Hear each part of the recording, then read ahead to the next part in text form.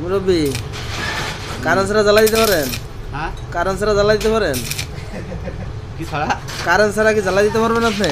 Current ছাড়া? হ্যাঁ ও, পারবেন কারেন্ট ছাড়া জ্বালা দিতে? পারবো না কে? দেন তো একটু কারেন্ট ছাড়া জ্বালাই দেখি।